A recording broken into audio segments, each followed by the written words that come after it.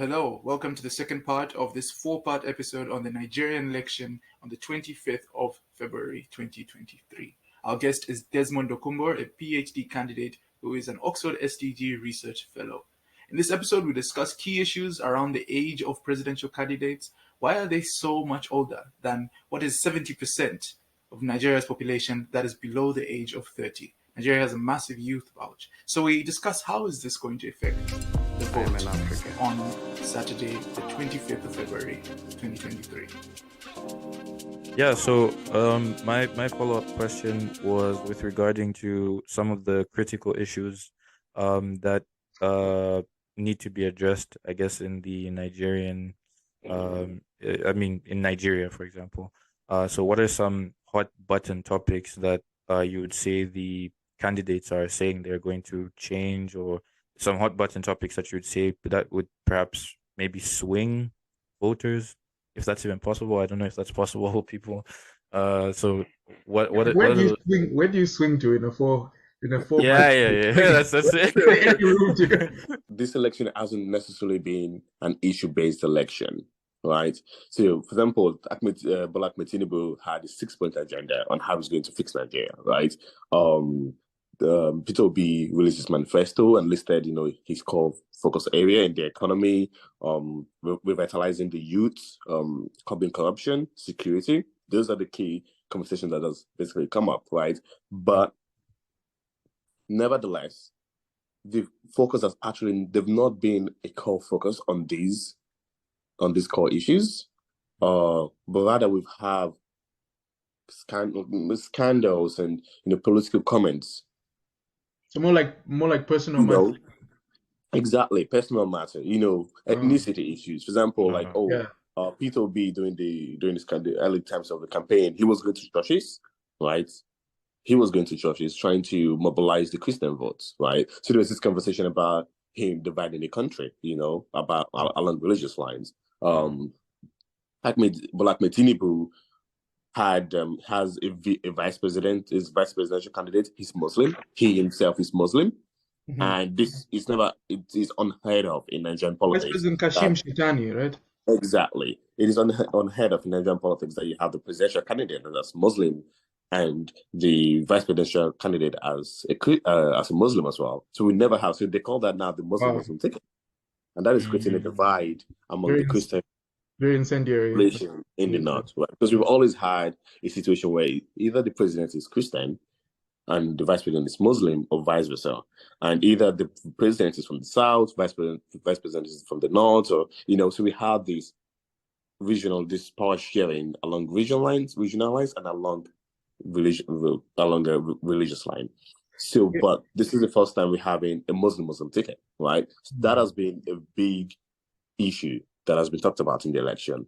Bola Ahmed Tinubu, there's been conversation about how old he actually is, his age, how old is he, because he looks way older than... Isn't he near 80, I think? Well, he said, I think 76, or 73 actually. If I'm not wrong, it's between 73 to 76. So you have a country, Nigeria's population is 375 million, and youth comprise 262 million. All right, time for some corrections. What was stated was Nigeria's projected total population and youth population for the year 2050. Nigeria's current population is at 213 million as of 2021, according to the World Bank, of which 70% is below the age of 30, and that is as of 2019. Let's get back to the conversation. Your candidates, exactly. Bola Tinubu is nearing 80. I don't know how old Atiku Abubakar is, but I don't think that guy is, he's definitely not, fresh out of uni. Yeah. And then you have Peter Obi, who is supposedly the youngest, but he's 60? 61. Around, 61. So do Nigerian do young Nigerians actually feel they have a stake in the country, especially considering SARS? I mean, SARS was this big moment that, people. Now, what exactly is SARS? SARS stands for the Special Anti-Robbery Squad, a branch of Nigeria's police force. The hashtag #EndSARS was a movement that called for the disbandment of the squad, as many people believed it was the central cause of endemic police brutality and abuse. This included bias profiling, detention without trial, extrajudicial killings, etc., etc. The decentralized sub-state youth movement that got over 28 million tweets resulted in mass protests in October 2020, which culminated in dozens of killings. The official death toll is disputed and ranges from 12 to 50. SARS is now defunct, and on that sober note, let's get back into the conversation. Something, but in this election, you have such a big gap between the average age and the average presidential candidate. So, do people see themselves in this election? So, and I think this is where another interesting factor comes in. Peter Obi has been able to, bring that passion back for young people. He's basically giving them a stake in the election, right? So there's this whole argument that if you have about 40% of the registered voters of the elected are youths, right? And if you have a high turnout among young people, that will favor Peter Obi very, very much, and actually take him to Aso Rock, right? So he's considered the youth candidate. He's considered the person. For our listeners, sorry, Aso Rock, for the non-Nigerian listeners, Aso Rock is so that is Nigeria's White House. Yeah, there's the White House of Nigeria. Yeah, exactly. So he's the person that the youth are rallying behind, right?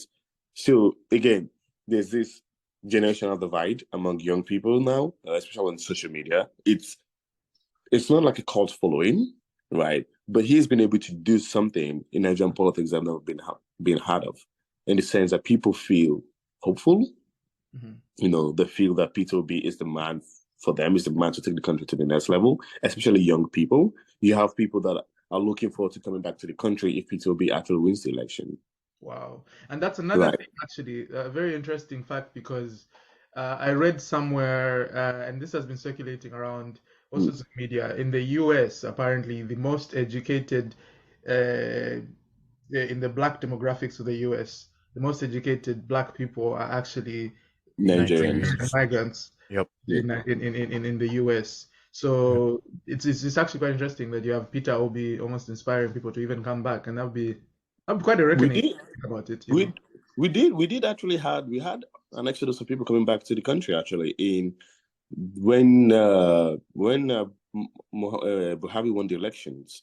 You had people actually. So how Buhari won the election was because people felt that a change was needed. People felt that we could do better than what Goodluck Jonathan was doing, right? And then Buhari came up with this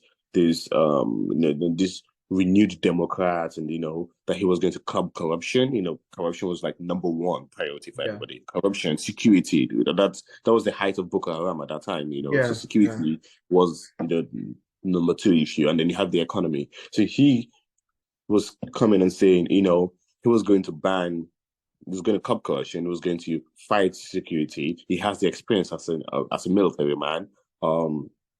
He was going to stop politicians going outside the country for healthcare, healthcare tourism. So he spoke the language of the common man. And he basically was able to mobilize people along these lines. And when he came into power, you had people actually moving back to the country because people were hopeful that he was going to change the country for good. But obviously, he's been an utter disappointment. He's been a total failure. He's been a total failure. Right. This is not my opinion. Let me just. I was going to sort of contradict that message of pre-Buhari presidency, because Buhari was a military leader at one point, and also minister for oil at a very interesting time in Nigeria's economic history. But then when he was president as well, as you said, he said he's going to stop presidents' bill and politicians outside for hospital. Yeah. Was there a time when he was in medical care in London for? Yeah. We basically had a period where and this is also bring back the conversation about across Africa, to be fair. Yeah, and it brings back the conversation about having old people in power, and this is also one of the things where just Tinubu's ticket is just not viable, because he looks frail. He looks frail. We don't want to have a situation where the president is outside of the country receiving healthcare when we have a country to run. Okay, so that's it for the second part of our episode on the 2023 Nigerian presidential election on the 25th of February. Our guest is Desmond Okumbor, a PhD candidate and Oxford SDG Research Fellow. In this episode, we cover the age gap between the common politician and the common Nigerian and the power of the youth in this election. In the next episode, we cover the economic issues, and in the last episode, we briefly cover foreign policy, as well as take a look at the Google Trends and see what people are interested in. Thank you for listening. Leave us a rating, follow us on all our socials, and most of all, please let us know what you think of this episode.